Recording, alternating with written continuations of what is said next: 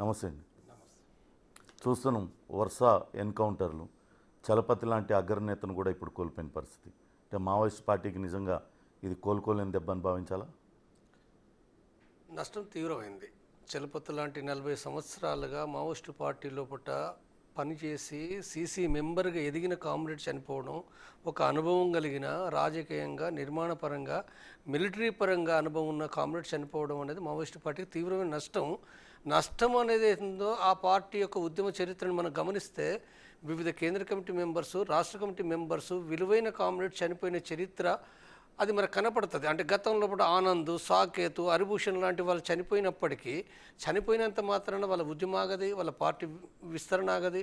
దాన్ని బట్టి ఏంటంటే నష్టం జరిగింది కాబట్టి పార్టీ అనేది ఏందో వీడికి క్లోజ్ అనేది ఏందో అది ఉండదు.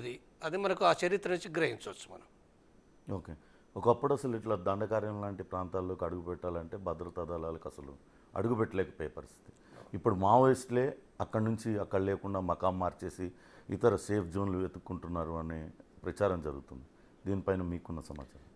ఎప్పుడు కూడా మావోయిస్టు పార్టీ ఏనాడు కూడా ఒక ప్రాంతం ఇది కంచుకోట, ఈ ప్రాంతానికి ఎవరూ అడుగుపెట్టరు అనే పద్ధతిలో ఏనాడు కూడా కలిగి లేదు. బయట మీడియా దానికి రకరకాలుగా వర్ణించవచ్చు, కానీ అంటే ఎక్కడైనా మాడైనా, డీకే అయినా, ఒరిస్సా అయినా, ఛత్తీస్గఢ్ అయినా ఎక్కడైనప్పటికీ కూడా పోలీసు బలగాలు రావడం పోవడం అనేది ఎప్పుడైనా ఉన్నది. అయితే ఇప్పుడు అంటే గతం లోపల చాలా తక్కువగా, అంటే లోపలికి పోయి లోపల ఫారెస్ట్ లోపల ఎంటర్ అయ్యి అక్కడ తిరగడం అనేది చాలా కష్టంగా ఉండేది. దానికి కారణం ఏంటంటే గ్రామాల్లో లేదా మిలిషియా ఉండడం, ప్రతి గ్రామంలో మిలిషియా ఉండడం, వివిధ మిలిటరీ బలగాలు ఉండడం, దాని ద్వారా ఏంటంటే వాళ్ళు పోలీసు బలగాలను ఎప్పటికప్పుడు కూడా ఆంబుజ్ చేసి ఎదుర్కోవడం అనేది ఉండే. అయితే ఇప్పుడు రిలేటివ్గా సాపేక్షంగా కనుక చూసేది ఉంటే ఏంటంటే ఇవాళ అంటే మాడు కొండలపైకి, అబూజ్మడ్ కొండలపైకి పోలీసు బలగాలు యథేచ్ఛగా పోతున్నాయి. లేదా దక్షిణ బస్తరు లోపల ఇప్పుడు ఏది మన ఇడుమ బెటాలియన్ కమాండర్ ఇడుమా గ్రామానికి కూడా దాదాపు అంటే చాలాసార్లు పోతున్న విషయాలు కూడా వస్తున్నాయి. కాబట్టి దీన్ని బట్టి ఏంటంటే పోలీసు బలగాలు అనేటివి ఏవైతున్నాయో వాళ్ళు విస్తారంగా చాలా సులభంగా పోగలుగుతున్నారు. పోవడానికి కారణం ఎక్కడుందంటే మావోయిస్టుల కంటే చాలా రెట్లు వాళ్ళ బలగం పెరిగింది. ప్రతి 3 కిలోమీటర్లకు ఒక పోలీస్ క్యాంప్ ఉంది. వేల మందితోటి పోలీసులు ఉన్నారు. అధునాతనమైన ఆయుధాలు ఉన్నాయి. డ్రోన్ సపోర్ట్ ఉంది. వాళ్ళు ప్రతి కదలికకు అంటే మాడు కొండలపైకి పోలీసు బలగాలు ఎక్కుతున్నాయనంటే వాళ్ళకు బలం ఏంటిదనంటే పైనుంచి డ్రోన్ అనేది ఉందో చెక్ చేస్తుంది, ఎక్కడ గిరిలనరా లేదా అనేది ఉందో అది చెక్ చేస్తుంది. దాని ఆధారంగా వీళ్ళ మూమెంట్స్ ఉంటున్నాయి కాబట్టి వీళ్ళకు సులభమైంది అది. అంటే ఆ రీత్యా అయింది. తర్వాత ఇంకొక విషయం ఏంటంటే నేను చెప్పవలసిన విషయం, మావోయిస్టులు డీకేను మాడును అది శాశ్వత ప్రాంతాలుగా వాళ్ళేం భావించడం లేదు. ఏవి శాశ్వతం కావు. మావోయిస్టు సిద్ధాంతం ప్రకారంగా, మార్గం ప్రకారంగా శాశ్వతమైనవి ఏవీ లేవు. అంటే ఒకనాడు ఉత్తర తెలంగాణ ఉండే వరంగల్, కరీంనగర్ అంటే కంచుకోటలు అన్నారు కదా, మరి కంచుకోటలు ఏం లేవు కదా. ఇవాళ ఏపీ పల్నాడు, గుంటూరు, నల్లమల్ల కంచుకోటలు అన్నారు కదా. అంటే వాళ్ళు అంటే వేరే ప్రాంతాలకు కూడా రిట్రీట్ అవుతారు, విస్తరిస్తారు. ఒక ప్రాంతం కాకపోతే మరొక ప్రాంతం పోతారు. అంటే దేశవ్యాప్తంగా ఒక దీర్ఘకాలికమైన యుద్ధంలో భాగంగా వివిధ ప్రాంతాలకు విస్తరిస్తూ ఆర్గనైజ్ అవుతారు. కాబట్టి దానికి ఆ ప్రాంతాలు పోతే వాళ్ళకి ఏదో అయ్యేదేం లేదు. ఇది వాళ్ళ అవగాహన. అంటే మీరేమో ఇప్పుడు విస్తరిస్తారని చెప్తూ ఉన్నారు. అవును. కానీ గడిచిన 2 నెలలు 3 నెలలు చూస్తేనే అతి భారీ ఎన్కౌంటర్. అవును. ఒక దానిలో 14 మంది చనిపోవడం, ఇప్పుడు దాదాపుగా 20 మంది దాకా చనిపోయారు. అవును. ఇలా వరుస ఎన్కౌంటర్లు జరుగుతుంది. ఉన్నదే గుప్పెడి మంది మావోయిస్టులు ఇప్పుడు ఉన్నది చెప్పుకోవాలంటే వాస్తవానికి.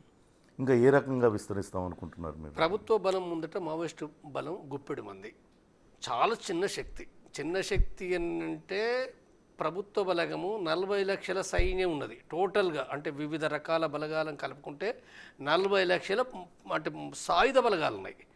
సాయుధ బలగాలే కాకుండా కూడా దానికి అన్ని రకాలుగా అంటే కోర్టులు కానీ లేదా జైళ్ళు కానీ తర్వాత వివిధ వ్యవస్థలన్నీ ప్రభుత్వానికి ఉంటాయి. అంటే దాని అధికారం రాజ్యం వేరు. ఒక రాజ్యంతో తలపడడం అనేది అంటే ఒక చిన్న శక్తి అంటే వీళ్ళేమో డబ్బులు ఉన్నోళ్ళు కారు కదా, వీళ్ళేమో అధికారం ఉన్నోళ్ళు కారు కదా.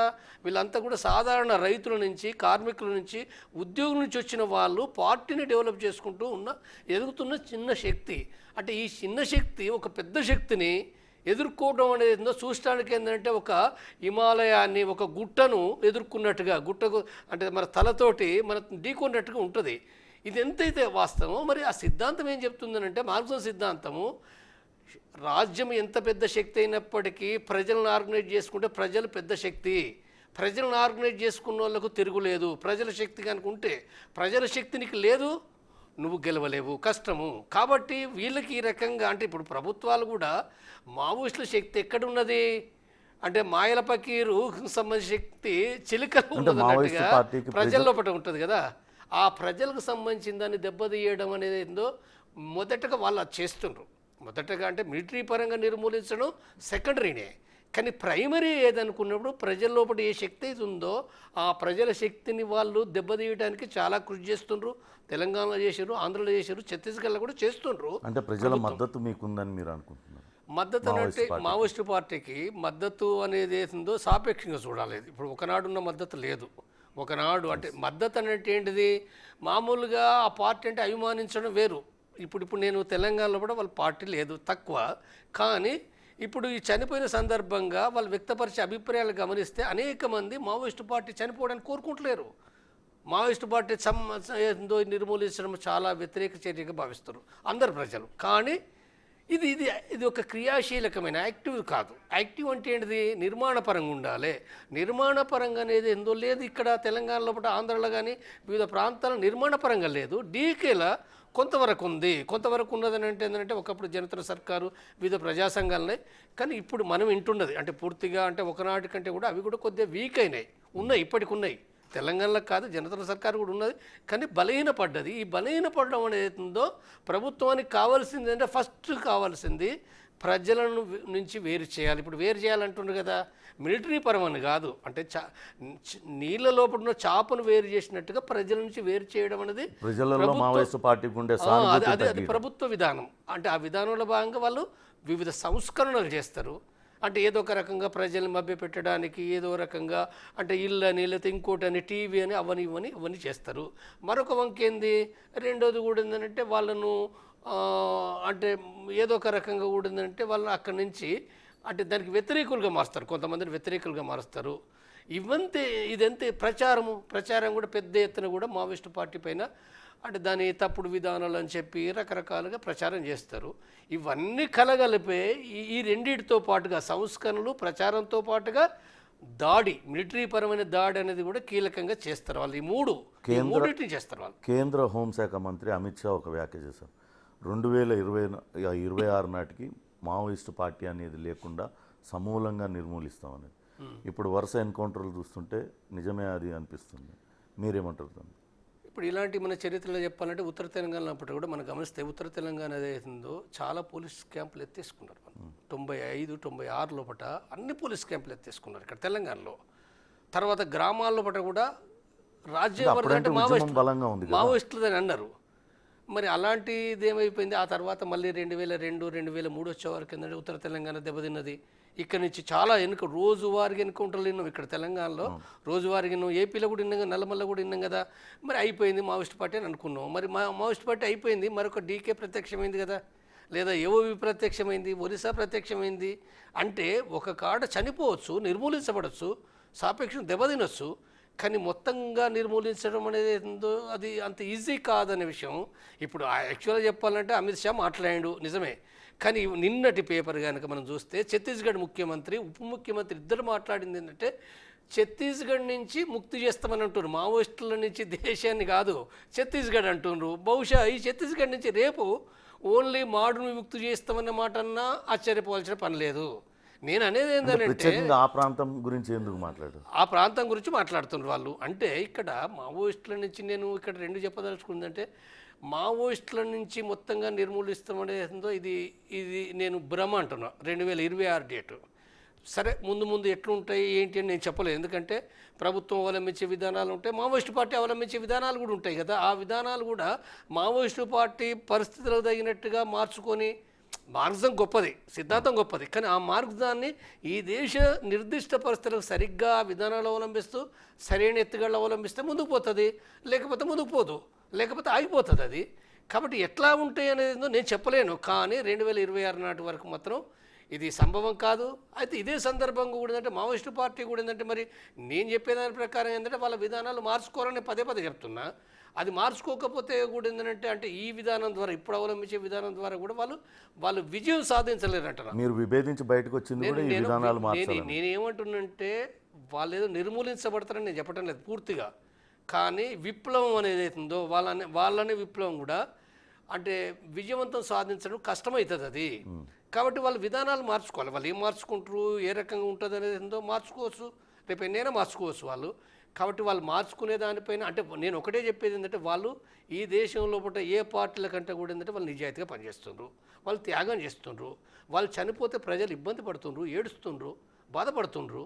అంటే శ్రమజీవులు బాధపడతారు కదా, రైతులు, కార్మికులు, ఉద్యోగులు, వాళ్ళని ఎందుకు చంపాలనుకుంటారు వాళ్ళు? ఇప్పుడు నేను ఇంకొక మాట్లాడేది ఏంటంటే ఇప్పుడున్న బీజేపీ ప్రభుత్వం నువ్వు ఈ దేశంలో పట్ల అవినీతి ఉన్నది, ఊడలు దిగున్నది అంతటా, దాన్ని నిర్మూలించు. భూ కబ్జాలున్నాయి, దాన్ని నిర్మూలించు. నిరుద్యోగం ఉంది, నిర్మూలించు. అరాచక ఏది అత్యాచారాలున్నాయి, దాన్ని నిర్మూలించు.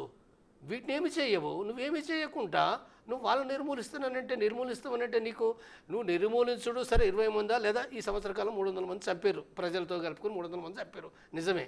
కానీ నిర్మూలించడం ద్వారా అంటే ప్రజల సమస్య పరిష్కారం అయిందా? ప్రజలు ఎదుర్కొనే సమస్యలు పరిష్కారం చేయకుండా వీళ్ళని చంపడం గొప్ప పని అని అనుకుంటున్నావు నువ్వు. వీళ్ళని చంపడం గొప్ప పని అవుతుందా? ప్రజలు బాధపడుతున్నారు కదా, తిడుతుండ్రు కదా. నీకు ఇప్పుడు చంపితే నీకెవరు సపోర్ట్ చేస్తారు? మరి ఇదే అనుకుంటే ఏంటంటే ఇప్పుడు చంపిన తర్వాత తిరిగి మళ్ళీ ఎన్నికలు వచ్చే వరకు మరి ఈ బూర్జా పార్టీలు అందరూ కాంగ్రెస్ కావచ్చు, బీఆర్ఎస్ కావచ్చు, వైసీపీ కావచ్చు, లేకపోతే టీడీపీ కావచ్చు, మరి వాళ్ళ పార్టీ ఎందుకు పడతారు వాళ్ళు? అంటే ప్రజానీకంలో ఉంటేనే కదా. నక్సలైట్లు దేశభక్తులని అన్నారు కదా, ఎన్టీ రామారావు కూడా అన్నాడు కదా, అందరూ అన్నారు కదా.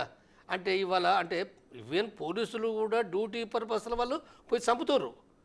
కానీ ఆ పోలీసులు కూడా ఏంటంటే ఎవరంటే రైతుల బిడ్డలు, కార్మికుల బిడ్డలు, శ్రామికుల బిడ్డలు. వాళ్ళు తప్పనిసరిగా వాళ్ళ ఆ యుద్ధంలో పాల్గొవచ్చు కాక వాళ్ళ మనసు లోపల వాళ్ళ రైతుల బిడ్డలు అంటే వాళ్ళకి సోదరులు లాంటి వాళ్ళు కాదా? మావోయిస్టులు అట్లా చంపుతుండ్రా? మరి మావోయిస్టులు అందరినీ చంపటం లేదు కదా, కొంతమంది చంపుతారు, పోలీసులను యుద్ధంలో బాగా చంపుతారు. కానీ వాళ్ళు చంపాలనుకుంటే ఇప్పుడు ఇక్కడ ఎంతమంది చంపొచ్చు వాళ్ళు? ఇప్పుడు ఈ హైదరాబాద్కు వచ్చి ఏకే పట్టుకొని చంపాలంటే 100,000 మందిని చంపవచ్చు పోలీసులను, వాళ్ళు చంపటం లేదు కదా. కాబట్టి ఇదంతా కూడా ఏంటంటే సమాజం గమనిస్తుంది. సిద్ధాంతపరమైన పోరాటం ఇంకా మావోయిస్టులు చేస్తున్నారని భావించాలి. తప్పనిసరిగా వాళ్ళ ప్రజల కోసం ఏదైతుందో వాళ్ళు అనుకున్న సిద్ధాంతం ప్రకారంగా అది గెలుస్తుందా ఓడుతుందా అది వేరే విషయం, నేను చెప్పే విషయం వేరే. కానీ వాళ్ళు ప్రజల కోసం వాళ్ళు పోరాడుతుండ్రు, అది జరుగుతుంది. అయితే అది ఏ రకంగా జరుగుతుంది, ఎట్లా గెలుస్తుందా ఓడుతుందా అనేది కాలం నిరూపించాలి. కానీ విధానం నేను చెప్పేది అంటే విధానం అనేది ఉందో ఆ రకంగా చంపేయడం అనేది ఉందో సరైన విధానం కాదు అందరినీ. అంటే చట్టపరంగా నీకు ఆ రైట్ లేదు కదా. నేను అనేది ఏంటంటే చట్టపరంగా ఎన్కౌంటర్ చేసే రైట్ ఉంది, కానీ ఇవన్నీ ఎన్కౌంటర్లో అనగలుగుతామా? ఇవన్నీ ఎన్కౌంటర్లో అనలేము కదా. మొన్న ఎన్కౌంటర్ కాంకేర్ అడవిలో జరిగింది, ఇప్పుడు గరియాబంద్ అటవీ ప్రాంతంలో జరిగింది, నిజమైన ఎన్కౌంటర్లు కావంటారా? ఇప్పుడు ఎన్కౌంటర్ అంటే మనకు అర్థం తీసుకోవాలి. ప్రభుత్వం చెప్పే దాని ప్రకారంగా ఎదురు కాల్పులు కదా, ఎదురెదురు అయ్యేదే తప్ప ప్రభుత్వ చట్ట ప్రకారంగా వాళ్ళ గెరిల్లాలు కానీ, టెర్రరిస్టులు కానీ, దొంగలు కానీ, అరాచకులు కానీ చంపడానికి వీల్లేదు కదా. ఇప్పుడు అంతెందుకు, ఇప్పుడు బెంగాల్లో పట డాక్టరు అత్యాచారం చేసిండు, 6 నెలల నుంచి దేశమంతా లొల్లు పెట్టింది, మరి చంపలే కదా, చంపలేదు, జైలు శిక్ష విధించింది. నువ్వు చట్టపరంగా చర్యలు